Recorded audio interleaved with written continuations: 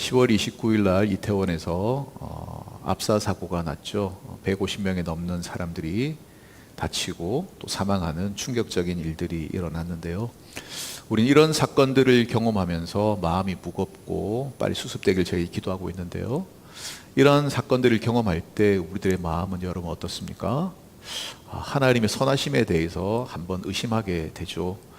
쓰나미와 같은 그런 자연재해나 지진이 일어나서 무고한 사람들이 희생당할 때에도 우리 마음에 어떤 생각이 드느냐 하면 하나님은 선하신 분이 맞는가? 왜 무고한 사람들이 희생당하지? 이런 하나님의 선하심에 대해서 우리들이 의심하는 마음들이 생기곤 하거든요.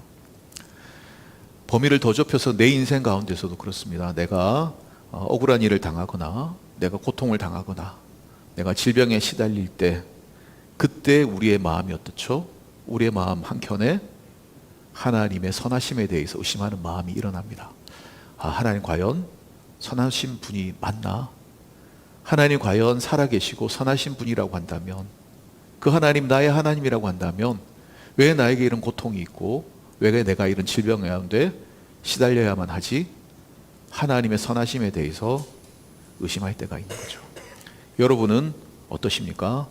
여러분 힘들고 어려울 때에도 하나님 선한 분이라고 여러분 고백하실 수가 있습니까? 여러분 질병 가운데 시달리고 고통당할 때 그때도 여러분 하나님은 선하십니다 라고 여러분 고백할 수 있습니까? 아니면 죽음의 위기가 나를 찾아오고 죽음의 위협 앞에 내가 직면해 있는 그 순간에도 여러분 하나님 여전히 나에겐 선하신 분이십니다. 하나님 나의 선한 목자이십니다 라고 여러분 고백하실 수 있으십니까? 사실 그런 고백이 우리가 쉽지 않습니다. 조금만 힘든 일이 있고 조금만 고난이 있으면 우리 입술에서 그런 고백이 사라지는 경우들이 많죠. 근데 여러분 오늘 본문에 나오는 다윗은 우리와 똑같이 그렇게 고백하지 않고 이렇게 고백했습니다. 여호와는 나의 목자시니 내게 부족함이 없으리로다 라고 고백을 했습니다. 그럼 우리가 이 본문을 읽어보면서 생각하죠. 여호와가 쉴만한 물가로 인도하시고 푸른 초장을 인도하시는구나. 다윗이 지금 살만하니까, 다윗이 지금 편안하니까 이런 고백을 하지 라고 우리들이 생각할 수 있습니다. 근데 여러분 가만히 보니까 다윗이 그렇게 편안한 때 이 고백을 한 게 아니더라고요. 여호와는 나의 목자신 내게 부족함이 없으리로다는, 이거는 히브리어 시제로는 미완료 시제라고 얘기합니다. 쉽게 말하면 미래 시제라는 거죠. 아직 이루어지지 않은 일이래. 하나님 나의 목자신데 그래서 내가 부족함이 지금 없는 상태가 아니라는 거예요. 앞으로 하나님 나의 목자시니까 앞으로 부족함이 없게 되리라고 나는 그렇게 믿습니다라는 얘기예요. 그러면 지금 다윗의 현실은 뭐죠? 부족하다는 거예요. 지금 고난이라는 거예요. 다윗의 현실은 지금 푸른 초장이 아니라는 거예요. 다윗의 현실은 지금 쉴만한 물가에서 편안하게 쉬고 있는 것이 아니라는 거예요. 어쩌면 다윗의 현실은 어떻습니까? 사망의 음침한 골짜기를 지나가고 있는 게 다윗의 현실이에요. 근데 다윗이 뭐를 고백하는 거죠?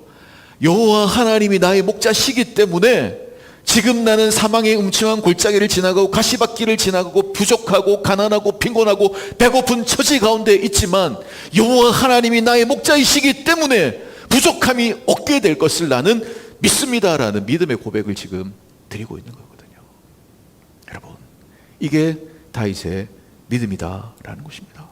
믿음으로. 여러분 다윗이 행복했을까요? 행복하니까 이런 고백했겠지 우리가 생각해요. 여러분 다윗이 제가 곰곰이 생각해 보니까 40년 이스라엘 왕생활 했으니까 부귀영화 누리고 좋았겠다. 근데 다윗의 일생을 곰곰이 생각해 보니까 행복한 사람은 아니더라고요. 여러분 다윗의 가정은 여러분 많은 사람들이 이걸 성경 읽어본 사람들이 상담 학자들이 얘기해요. 엮이는 가정이라고 얘기해요. 사무엘이 다윗 이새의 집에 와서 아들들 다 한번 보자라고 얘기했을 때, 하나님의 선지자를 세우기 위해서 보자 그랬을 때 아버지 이새가 다윗의 형들은 다 보여줍니다. 그런데 다윗은 보여주지 않아요. 하나님이 다 아니다 그러니까 또 다른 아들 없느냐라고 물어보니까 아버지 이새가 뭐라 그럽니까? 막내 하나가 있는데 보잘것없는 아들 볼 것도 없습니다. 지금 양치러 갔습니다 라고 얘기했어요. 아버지 사랑 못 받은 거죠. 형들 내버려 두고 다윗이 양치러 간 거예요. 험한 일 굳은 일 다윗이 한 거예요. 어떻게 보면 사랑받고 크지 못한 거죠. 행복하지 않은 인생. 결혼은 잘했습니까? 대릴 사이로 들어가 사울 왕의 사이가 되었는데 부인 미갈이 아버지 권세 믿고 다윗을 업신여기잖아요. 다윗을 우습게 알잖아요. 창문 밖에 다윗이 법궤가 들어오면 기뻐하며 찬양하고 춤출 때 비웃고 조롱했잖아요. 그 가정이 깨졌잖아요. 자식 복은 있었습니까? 밧세바와 불륜을 하며 낳았던 아이가 태어나자마자 죽는 슬픔을 겪었어요. 자기의 자녀들이 압살롬이 자기 자식들을 다 죽이고 형제간에 혈육산쟁이 일어나고 압살롬이 자기를 죽이려고 쫓아오고 반역할 때 맨발로 예루살렘을 도망가야 했던 사람이었고, 자기 장인 사울이 자기를 죽이려고 평생 쫓아다니며 자기를 죽이려고 했기 때문에 도망 다녀야 되는 인생이었고, 평생 전쟁터에서 인생을 보내었던 사람이 행복한 인생이 아니라 힘들고 거치는 인생을 살았던 사람이 행복한 가정이 아니었다고. 근데 다윗이 뭐라고 고백한다고요? 그럼에도 불구하고 하나님은 여전히 나의 선한 목자이십니다 라고 고백을 하는 거죠. 여러분, 이 고백은 어떻게 나오는 고백이죠? 상황이 좋아서 나오는 고백이 아니에요. 환경이 좋아서 나오는 고백이 아니에요. 믿음으로 하는 고백인 줄로 믿습니다. 그 이유가 뭐죠? 8절에 그 이유가 나와요. 시편 34편 8절에 그 이유가 나와요. 그에게 피하는 사람 복이 있다.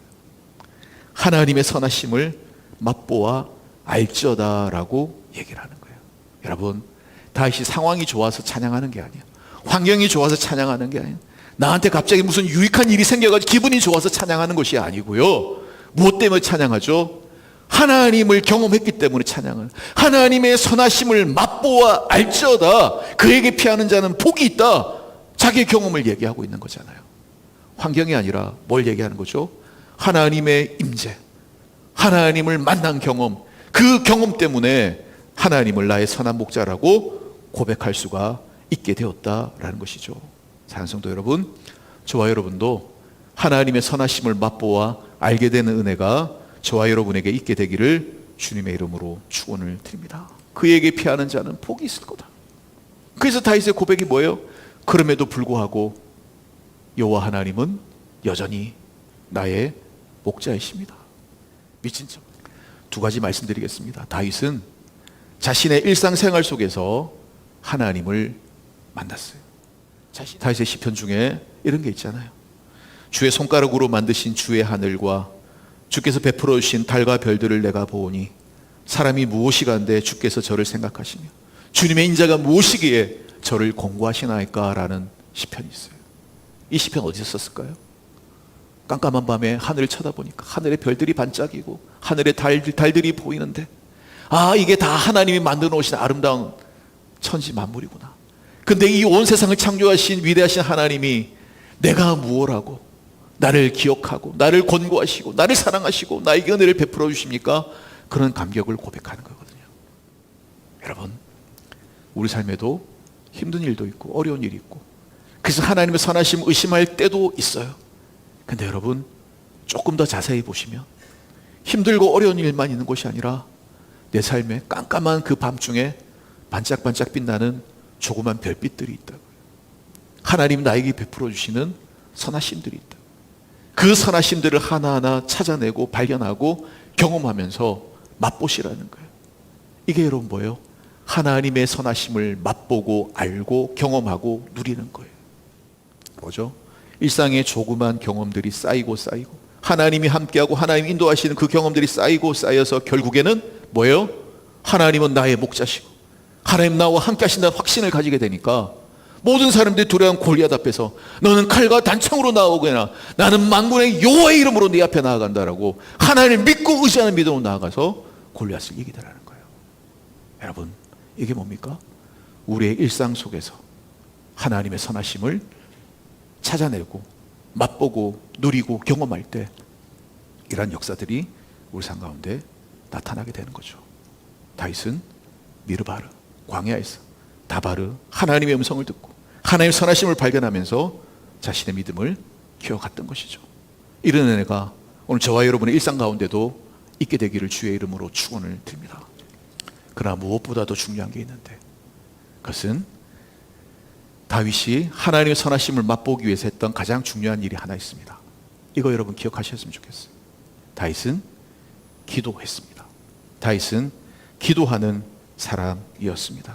여러분, 시편은 150편으로 되어 있지만 그 시편의 대부분의 저자는 누구입니까? 시편 가장 많이 쓴 사람 누구입니까? 다윗이 썼어요. 시편은 노래이기도 하지만 다윗이 쓴 시편들을 읽어보면 다 무슨 내용이죠? 호소예요. 부르짖음이에요. 간구예요.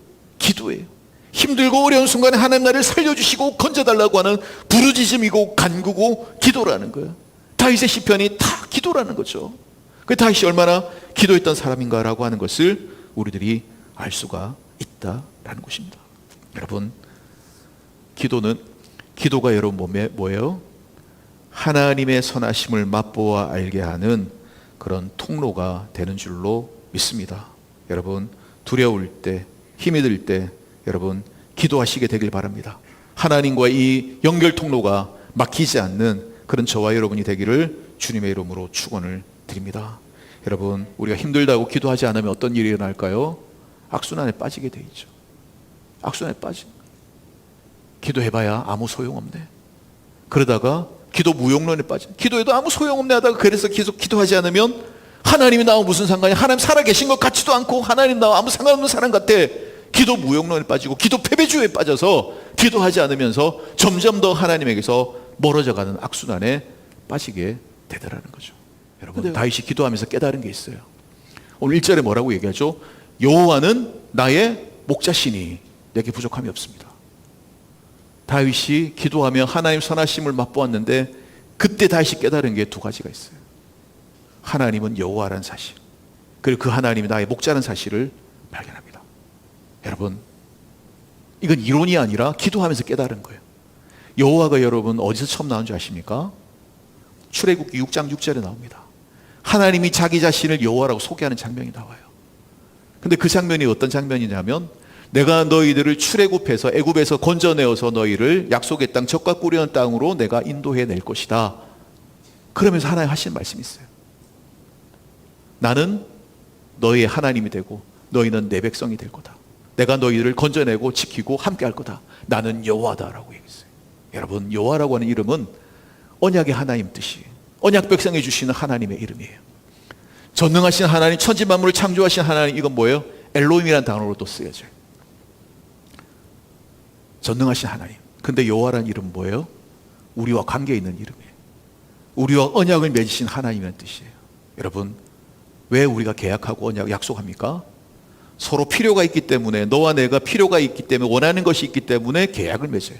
근데 계약을 맺고 약속을 하면 그 계약에 매이게 돼 있다고요. 근데 하나님은 계약할 필요가 없는 분이에요. 모든 필요가 충족되어 있는 분이기 때문에 계약하고 약속할 이유가 없어요. 그리고 우리와 약속해서 우리의 계약 안으로 구속되어 얽매여 들어올 필요가 없는 자유로우신 분이다. 근데 하나님이 나는 너희 하나님 되고 너희는 내 하나님, 너희는 나의 백성이 될 거라 계약을 맺자라고 얘기하거든요. 여러분, 이게 무슨 뜻입니까? 하나님 뭐가 부족해서 계약을 맺으시는 거예요? 아니에요. 우리를 사랑하셨어. 내가 너의 하나님이 되어주고, 내가 너를 책임져주고, 내가 너를 인도하고, 내가 너를 지켜주마. 그래서 하나님 스스로 우리의 약속 안으로 들어오고, 스스로 언약 안에 매이시는 거예요. 스스로 계약 안에 매이셔서 스스로 우리를 책임지시겠다고 말씀하시는 거죠. 이게 여호와 하나님이라는 거예요. 그래서 오늘 본문 1절이 여호와는 나의 목자시니라고 다윗이 의도적으로 고백하는 거예요. 시편 34편에도 내가 항상 찬송하고 내가 항상 송축한다 그랬는데 누구한테요? 여호와 하나님께 내가 찬송한다는 거예요.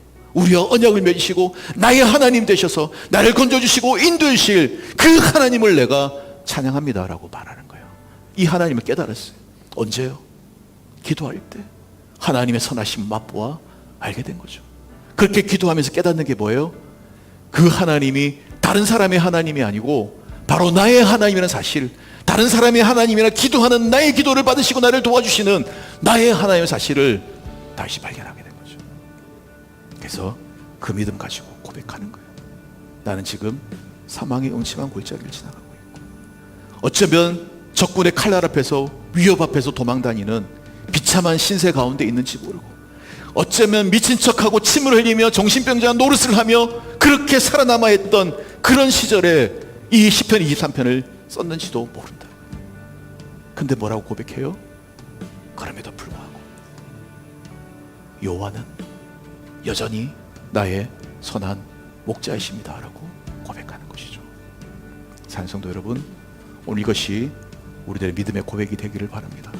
우리도 흔들린 세상을 살고 있고 힘들고 어려운 시절을 저희들이 지나가고 있고 하나님의 선하심에 대해서 의심할 수밖에 없는 그런 상황에 우리들이 내몰릴 때도 있음을 저희 잘 알고 있습니다. 하지만 여러분, 다윗처럼 하나님의 선하심을 맛보아 아시게 되기 바랍니다.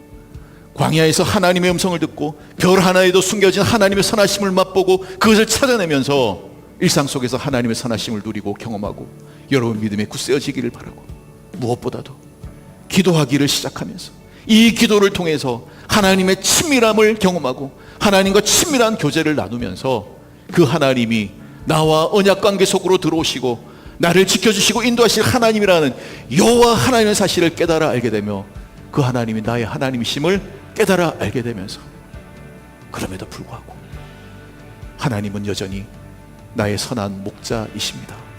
이 고백을 드릴 수 있는 그런 저와 여러분 될 수 있기를 주님의 이름으로 축복을 드립니다. 기도하겠습니다. 하나님 아버지, 그럼에도 불구하고 하나님은 나의 선한 목자이심을 고백합니다.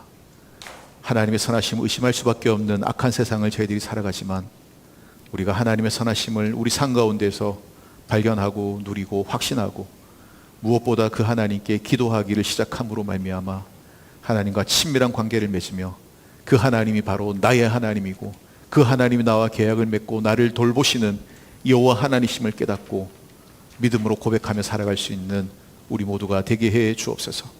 난리와 전쟁의 소문들이 들리고 비참한 소식들이 들리는 이 악한 세상 가운데서 하나님의 선하심을 바라보고 흔들리지 않는 믿음의 사람 될 수 있도록 저희들을 이끌어 주옵소서. 예수 그리스도의 이름으로 기도드리옵나이다. 아멘. 우리 다 같이 일어나셔서 선한 능력으로 우리 찬양하고 축도를 예배 마치겠습니다.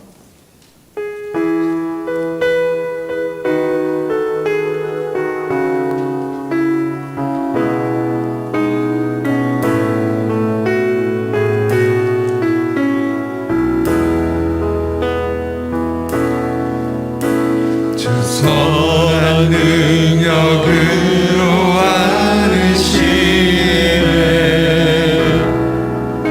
그 크신 팔로 날 붙드시네 절망 속에도 흔들리지 않고 사랑하는 주 얼굴 구하리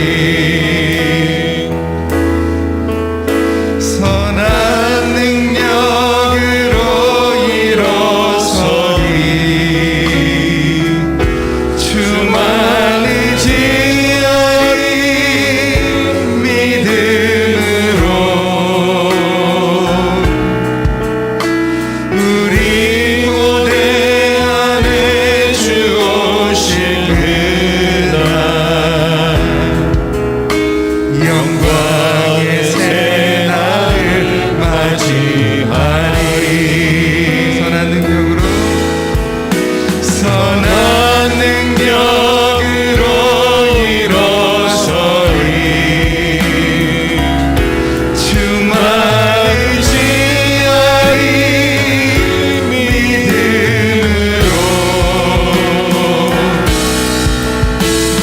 우리 고대 안에 주 오실 그날 영광의 새날을 맞이하리.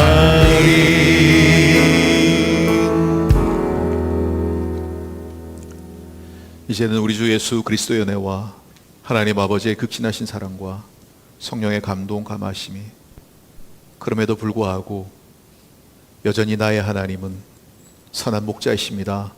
이 믿음의 고백을 드리기를 다짐하는 사랑하는 월간교회 성도들 머리 위에 지금부터 영원까지 함께 하옵시기를 간절히 축원하옵나이다. 아멘.